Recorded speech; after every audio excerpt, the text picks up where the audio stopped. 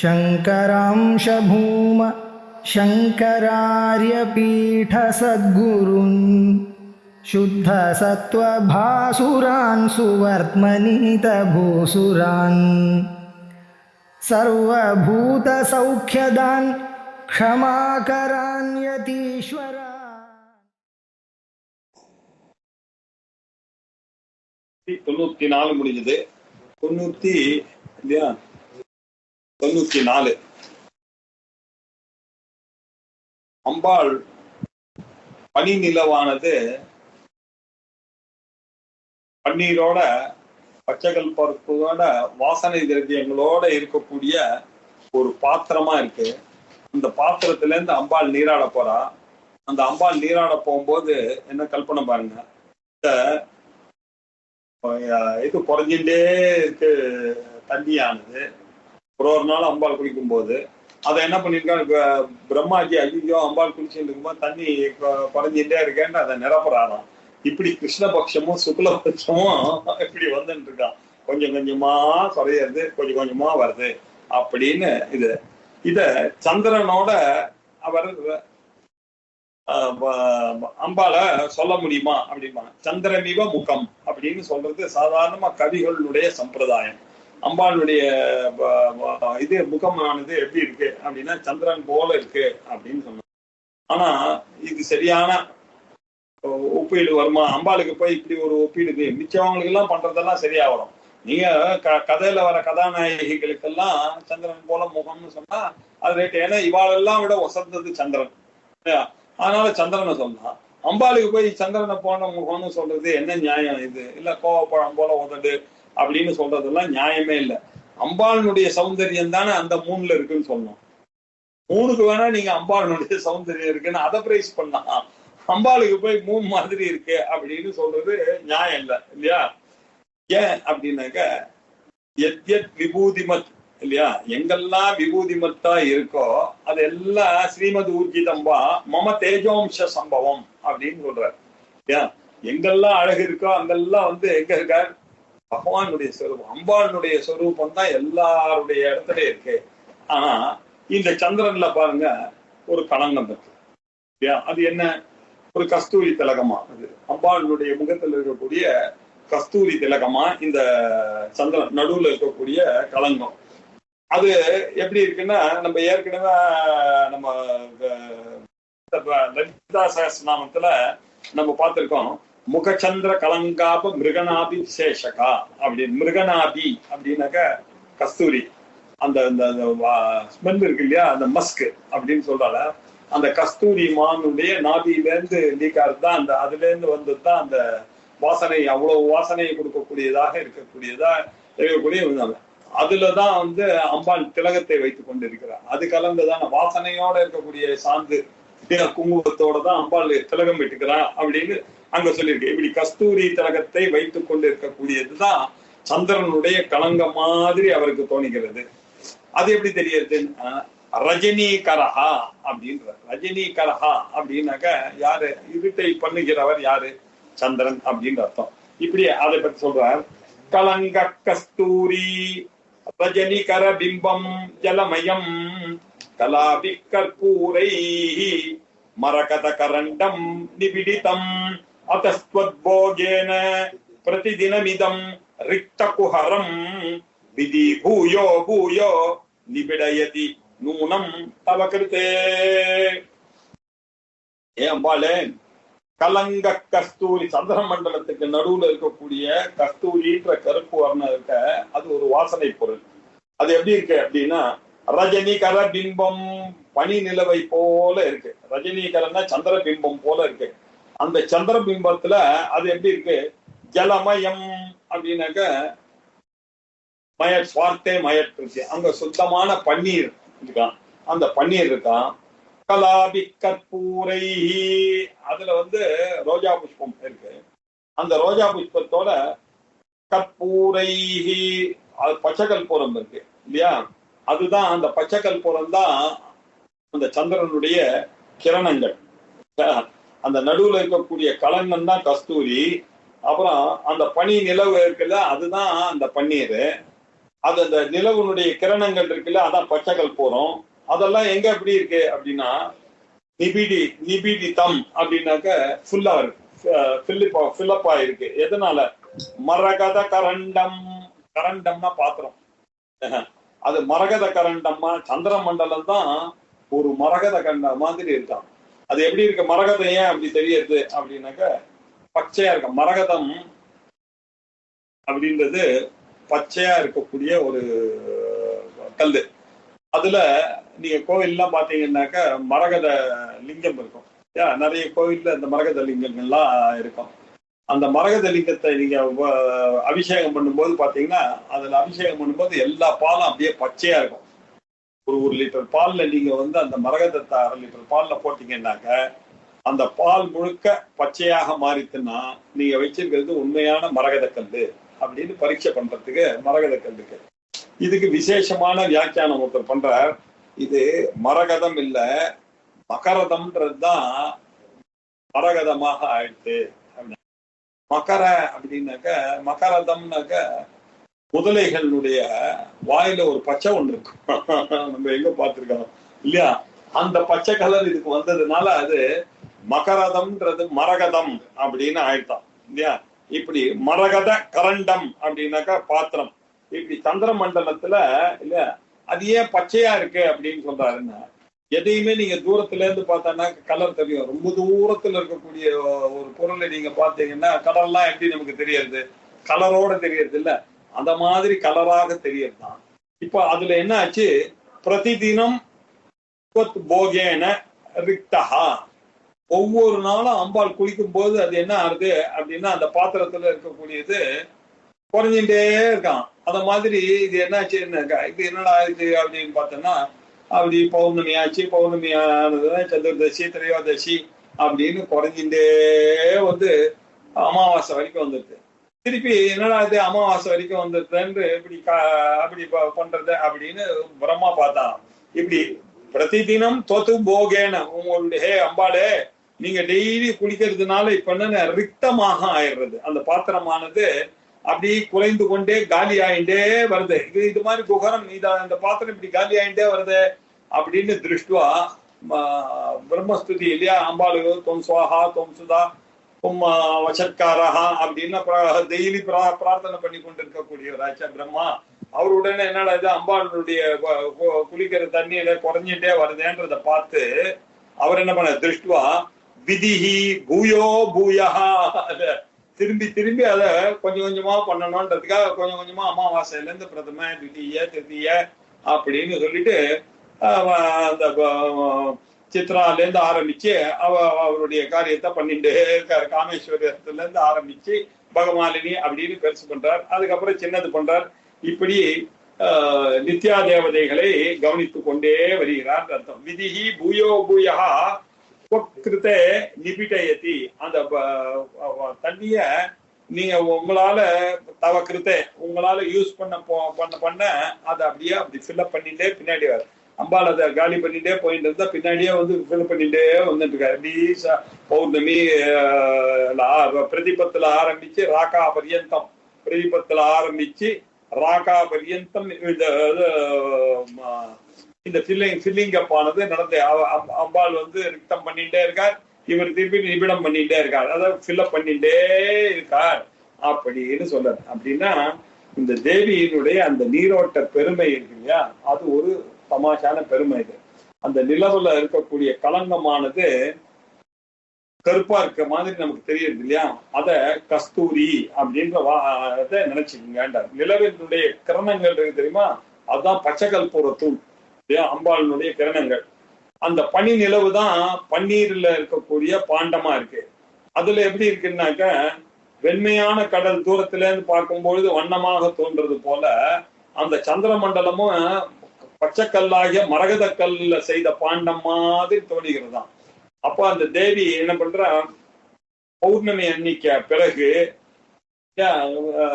கிருஷ்ணபட்சத்துல கொஞ்சம் கொஞ்சமா அது தேய்ஞ்சுட்டே வருது. தேய்பிறையில அப்படி தேய்ஞ்சுட்டே வரும்பொழுது அது அம்பாள் குளிச்சுட்டு இருக்கா அப்படின்ற ஒரு ஓமையை சொல்றாரு, நீராடிட்டு இருக்கா. அப்போ என்ன பண்றது, இந்த கலைகள்லாம் கொஞ்சம் கொஞ்சமா குறைஞ்சுட்டே வருது. தேர்தசி, திரையோதசி, துவாதசி ஏகாதசி, தசமி, நவமி அப்படின்னு குறைஞ்சிட்டே வந்துட்டு இருக்கு தேய்பிறை நாட்கள்ல. திருப்பி அதை பார்த்து இவர் என்ன பண்றாரு, இப்படி இருக்கேன்றதுக்காக பார்த்துட்டு பின்னாடியே வந்து 15 நாள் ஆனோடனே இவர் என்ன பண்ணார், கொஞ்சம் கொஞ்சமா அந்த கலை குறையிறதால முழு நிலவு வரைக்கும் இவர் அதை ஃபில்அப் பண்ணிட்டே இருக்காரு. அம்பாளுடைய நீரான திருப்பி இந்த கிரமமா வரணுமே அப்படின்றதுக்காக இந்த திதி நித்தியெல்லாம் அம்பாளுடைய குடிக்கிறதுக்காக தான் கூடவே இருந்து கொண்டு இருக்கிறார்கள். இப்படி பிரம்மா கொஞ்சம் கொஞ்சமா அந்த அமுத கடல்ல அந்த மரகத பாண்டத்துல அப்படி இந்த நீரை நிரப்பி வச்சு கொண்டே இருக்கக்கூடிய விஷயத்தை சொல்லக்கூடியதான சந்திரனே அம்பாள் ரூபமாக இருந்து அம்பாளுடைய காரியத்தை காண்பிக்கிறார் அப்படின்னு பிரதிபத்துல இருந்து ராகா பரியந்தம், ராகாந்தம் பிரதிபத்துல ஆரம்பிச்சு ராகாந்தம் பிரதமையிலிருந்து பௌர்ணமி வரைக்கும். இதனால என்ன தெரியுது, பூஜைகளை ரொம்ப விசேஷமாக பண்ணணும் இல்லையா. நமக்கு எல்லாம் சுக்லபட்சத்துலதான் எல்லா நல்ல காரியமும் வைப்பா. அப்ப பண்ணக்கூடிய பூஜைகள்லாம் அதிகமாக பலனை கொடுக்கக்கூடியதாக அப்படின்னு கிருஷ்ணபட்சத்துல பண்ண கொஞ்சம் சங்கோச்சமா இருக்கும் இல்லையா, அந்த அளவுக்கு பலன் வராது. அதனால சுக்லபட்சத்துல பண்ணக்கூடியது பண்ணணும் அப்படின்னு சொல்லியிருக்காரு. இத அருணமோதினி அப்படின்றவர் சொல்லிருக்கார். இதை எப்படி தியானம் பண்றது அப்படின்ற முறையை அவர் சொல்லி கொடுக்கிறார். அவர் எப்படி சொன்ன, இந்த பிரம்மாண்டமே தேவி ஞாபகம் வச்சுங்க என்ன, அதுல அம்பாள் இருக்கிற இடம், இந்த பிரம்மாண்டம் அம்பாளுடைய இருக்கிற இடம் இல்லையா. எல்லா இடத்தையும் தத்சிருஷ்டுவா ததேவானு பிராவிஷது இல்லையா, வந்து அம்பாள் தான் எங்கும் நிறைந்து இருக்கிறார். அங்கிங்கனாதபடி நீக்கமர அம்பாள் நிறைந்து இருக்கக்கூடிய வீடு இது. இந்த பிரம்மாண்டத்தினுடைய மேல இருக்கக்கூடியது இருக்கு ஆகாசம் தான் கூரை. இந்த வீட்டுக்கு என்ன சொல்லுவா, அது இது கூரை தான் வந்து ஆகாசம். மேலுதான் அம்பாளுடைய விளையாடக்கூடிய இடமா, அம்பாள் கிரீடமாக இருக்கக்கூடியது மேருமலை கீழே இருக்கலாம். நட்சத்திரங்கள் தான் மாலையாக இருக்கும். அம்பாள் கிட்ட இருக்கக்கூடிய மாலைகள் நீங்க பாக்குற நட்சத்திரங்கள்லாம் அம்பாள் போட்டு இருக்க கருத்துல போட்டு மாலைகள் தான் நீங்க நட்சத்திரங்களாக பார்க்கிறீர்கள். இந்திராதியர்கள்லாம் அம்பாளுடைய எல்லாம் பேரன்கள், எல்லாம் கிராண்ட் சில்ட்ரன், அதுங்கெல்லாம் விளையாடிட்டு இருக்குங்க சொர்க்கலோகத்துல. அவளுக்கு கொடுத்தா அம்பாளுக்கு ஹெல்ப் பண்றதுக்காக காரியத்தை பண்ணிட்டு விளையாடிட்டு இருக்குங்க. அம்பாளை வந்து ஹாப்பியா வச்சுட்டு இருக்குங்க. பிரம்மாதியர்கள்லாம் இருக்காங்களா, அந்த பிரம்மா சிவன் இவர்கள்லாம் அவர்கள்லாம் என்ன பண்றார்கள், கொஞ்சம் இதெல்லாம் குழந்தைகள்னாக்கா அவர்கள்லாம் யுவாவாக இருந்து கொண்டு புத்திர ஸ்வரூபமாக இருந்து கொண்டு இந்த உலகத்துல இருந்து கொண்டு இருக்காங்களாம். சூரியன் தான் எப்படி இருக்காருனாக்க விளக்காக இருக்கிறார். அம்பாளுடைய வீட்டுல விளக்கு வேணுமே, அதுக்கு சூரியனா இருக்கார். குளிர்ந்த ஒளி வேணுமே, வாசனை பொருள்கள்லாம் வைக்க வேணும், ஒரு குங்குமச்சிமெல்லாம் வேணுமே அப்படின்றதுக்காக சந்திரன் இருக்கான். இப்படியாகத்தான் இந்த பிரம்மாண்டத்துல வச்சிருக்கு. இந்த வர்ணனையை தான் இப்படி வர்ணனை பண்ணிருக்காரு அப்படின்னு சொல்றாரு அவர் வர்ண போதனிக்காரர். இந்த பாராயணம் என்னன்னாக்க அமரத்துவத்தை கொடுக்கக்கூடியதா, சொர்க்கலோக பிராப்தி பிரம்மலோக பிராப்தி கொடுக்கக்கூடியதாக இருக்கு.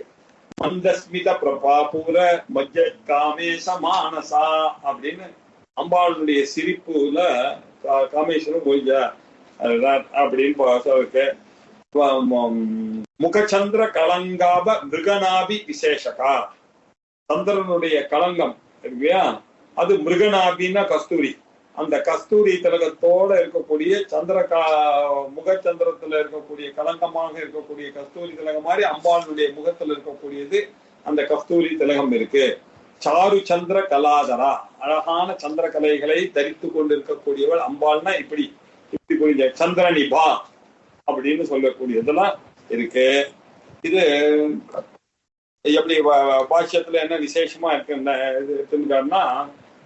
தர்ஷாத்யாக பூர்ணிமாந்தாசு கலாஹ பஞ்சதசாஸ்சே தேஷு ஷோடசீது கலா ஞேயா சச்சிதானந்த ரூபிணி அப்படின்னு. இதுல என்ன நம்ம தெரிஞ்சுக்க வேண்டியதுன்னு சொல்றோம்னா, 15 கலைகள் இருக்கு. இந்த 15 கலைகளும் பஞ்சதச கலைகளும் பஞ்சதசாட்சரி மந்திரத்தை குறிக்கிறது. இந்த பஞ்சதசாட்சரி மந்திரத்தை என்ன தெரிஞ்சின்ற பிறகு அது ஷோடசீத்து, இதுக்கு மேல சாதா கலான்னு ஒண்ணு இருக்கு. மகா நித்யான்னு நடுவில் உட்கார வச்சு போய் இங்க 15 நித்தியைகள் மாத்திரம்தான் சொல்லியிருக்கு. ஆனா நடுவில் இருக்கக்கூடிய அம்பாளை அப்படி புரிஞ்சுக்கிற மாதிரி விட்டுருக்கு. அந்த மகா நித்யா தான் ஷோடசி அப்படின்னு புரிஞ்சுக்கணும். அந்த ஷோடசியினுடைய ரூபம் என்ன, சச்சிதானந்த ரூபிணி, சச்சிதானந்த ரூபமாக இருக்கிறாள் அப்படின்னு சொல்றாரு இல்லையா. இந்த அம்பாள் யூஸ் பண்ற பாத்திரம் இருக்கு தெரியுமா, அதுக்கே லோகத்தை இப்படி உய்விக்க கூடியதான சக்தி இருக்கு அப்படின்னு சொன்னா அந்த மரகத பாண்டத்துக்கு இல்லையா, அந்த பச்சைக்கல் பூரம் அதோட போட்ட அந்த பாத்திரத்துக்கே இவ்வளவு அதுக்கே பயந்துன்னு ஓடி வராரு பிரம்மான்னாக்க, இவ்வளவு பெரிய இந்த அம்பாளுக்கு என்ன ஒரு பவர் இருக்கணும் அப்படின்னு. அம்பாள் எப்படி அந்த லோகத்துக்கு ஹெல்ப் பண்றா, அந்த பாத்திரத்தை ஃபில்அப் பண்றதுனால இந்த உலகம் எல்லாம் இவ்வளவு தூரம் இயங்கி கொண்டு எல்லாரும் சந்தோஷமாக இருக்கிறாங்கன்னா அந்த அம்பாளுடைய வீரியமானது என்ன அப்படின்னு நினைச்சு பார்க்கறதுக்காக இந்த ஸ்லோகத்தை ஆச்சாரியால் எழுதியிருக்கார் அப்படின்னு சொன்னார். பௌர்ணமாஸ்யாம் சந்திரபிம்பே யாத்வா ஸ்ரீ லலிதாம்பிகாம் ஆயுஷ்கரம் அப்படின்னு சொல்லியிருக்கு லலிதா சஹஸ்ரநாமத்துல உத்தர பாகத்துல சொல்லியிருக்கு. இதே பௌர்ணமாசி அன்னைக்கு சந்திரபிம்பத்துல அம்பாளை தியானம் பண்ண வேண்டும். அப்படி ஒவ்வொரு பௌர்ணமிக்கும் அவன் பண்ணானே ஆனால் அது ஆயுஷ்கரம்.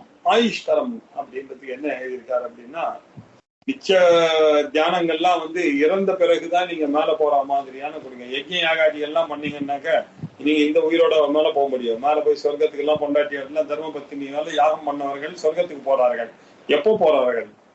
இறந்த பிறகுதான் போவார்கள். எல்லாருக்கும் இறந்த பிறகுதான். ஆனா இந்த லலிதா சஹஸ்ரநாமத்துல ஒரு விசேஷம் என்ன, நம்ம இருக்கும் பொழுதே அது நமக்கு நல்லதை கொடுக்கக்கூடியதாக இருக்கக்கூடியது. அதையும் கொடுக்கும், ஆயுஷ்கரத்தையும் கொடுக்கும், அதுக்கப்புறம் பிரம்மலோக பிராப்தியும் கொடுக்கக்கூடியது. அதனால ஆயுஷ்கரம் அப்படின்னு ரொம்ப விசேஷமாக போட்டுருக்கா இல்லையா. இதுல அம்பாளை உபாசிச்சேன்னா என்ன வரும் அப்படின்னு ஒருத்தர் சொல்ற, நித்திய திருப்தா அப்படின்னு அவருடைய பேரா இருக்கிறதுனால இங்க நம்ம வாழும் பொழுது சந்தோஷத்தோட வாழ முடியும். போதும் என்ற மனம் எல்லாருக்கும் வர்றது ரொம்ப, அது வந்துட்டுனாலே ஜெயிச்சாச்சு இந்த உலகத்தை. அந்த எண்ணத்தை கொடுக்கக்கூடியதாக இருக்கக்கூடிய ஆத்மாராமமாகவும் ஆத்ம கிரீடா ஆத்மாராமகான்னு சொல்லக்கூடியதாக இருக்கக்கூடிய அம்பாளுடைய சாதா கலையினுடைய சொரூப வர்ணனம் தான் இந்த ஸ்லோகமானது. இதை சாதாரணமா நம்ம புரிஞ்சுக்க கூடாது. சாதா கலையினுடைய வர்ணனை இது அப்படின்னு. இது எப்படி அப்படின்னாக்க, அனாமிக்கால போய் மோதிரம் போடுறோம் இல்லையா. பேர் இருக்கக்கூடிய தர்ஜனிக்கு, பேர் இருக்கக்கூடிய மத்தியமாக்கு, பேர் இருக்கக்கூடிய மோதிரத்து இது கனிஷ்டிகாலாம் போடாம பேரே இல்லாததுக்கு மோதிரம் போடுறது. அதுலதான் விசேஷமானது இருக்கு. பாக்கி விரல்லாம் போடாம அதுல போடுறோம் அப்படின்னு சொல்லி விசேஷமாக சொல்லியிருக்கு.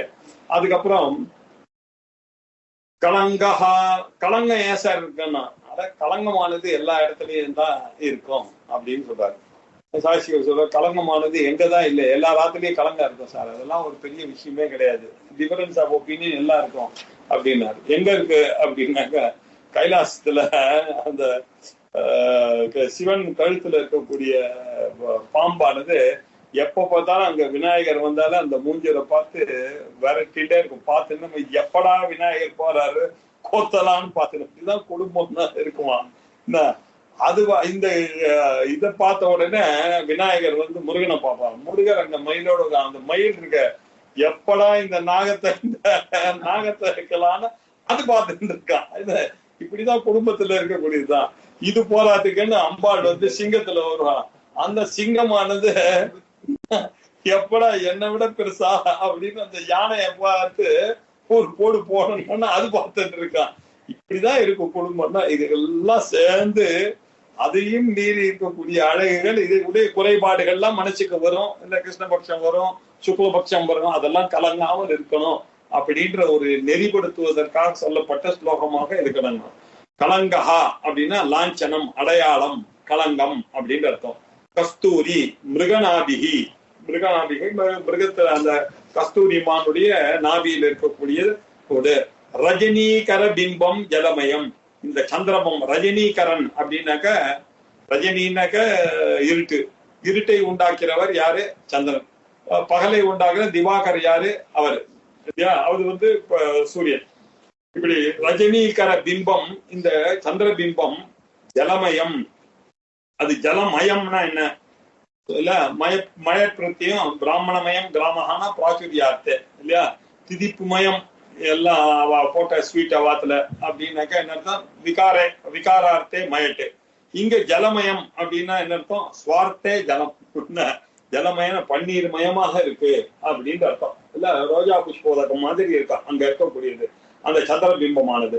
அதுல நிபிடிதம் அந்தఃபூரிதம் மரகத கரண்டம், அதுல ஃபுல்லா தண்ணி இருக்கு. மரகத பாண்டம், சந்திரமண்டலம் எனக்கூடிய மரகத பாண்டம் இருக்கு. அந்த மரகத பாண்டத்துல ஃபுல்லா இருக்கு. அது என்ன பண்ற, அம்பாள் ஃபுல்லா இருக்க என்ன, அதை டெய்லி யூஸ் பண்ற. அதஹா இதம் பிரதிதினம் போகேன ரிக்தஹா, உங்களுடைய போகத்தினால அம்பாளே கொஞ்சம் கொஞ்சமா குறைஞ்சுட்டே வருது. அது நாள்தோறும் அம்பாள் நீராடுறதுக்கு போறதுனால இது ரிக்தமா இருக்கு. இத திருஷ்டுவா, இத பார்த்தாரு, கலங்கி போயிட்டார் பிரம்மா. இந்த விதிஹினா பிரம்மாஜி.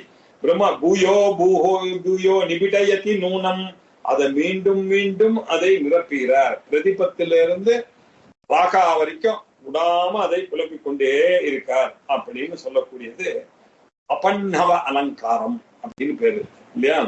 இதுக்கு உத்பிரேட்ச அலங்காரம் போன ஸ்லோகத்தை பார்த்தோம். இதுக்கு அபன்னவனா மறைச்சு புகழறது இல்லையா. மறைச்சு இந்த களங்கம் அப்படின்றது போய் கஸ்தூரி திலகத்தோட ஒப்பிடுறது இல்லையா. நிலவுனுடைய கிரணத்தை போய் பச்சகல் பூரத்தோட ஒரு கனெக்ஷன் கொடுக்கறது.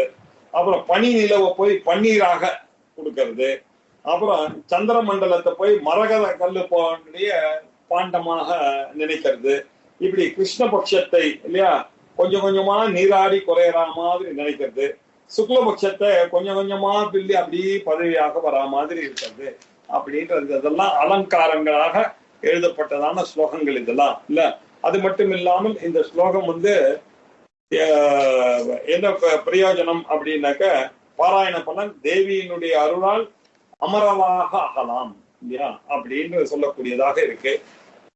இதை என்ன பண்ணா, பிரயோக சாஸ்திரத்துல ஒரு தங்க தகடுல ஓம் ஹ்ரீம் ஹ்ரீம் ஹ்ரீம் அப்படின்னு 3 தடவை எழுதி கிழக்கு முகமாக உட்கார்ந்து நெய் விளக்கை ஏற்றி 1000 அப்படின்ற எண்ணிக்கையில 45 நாளைக்கு தொடர்ந்து அதை பண்ணி அதை ரட்சையா கட்டி கொண்டு விபூதி இட்டு கொண்டால் இல்லையா.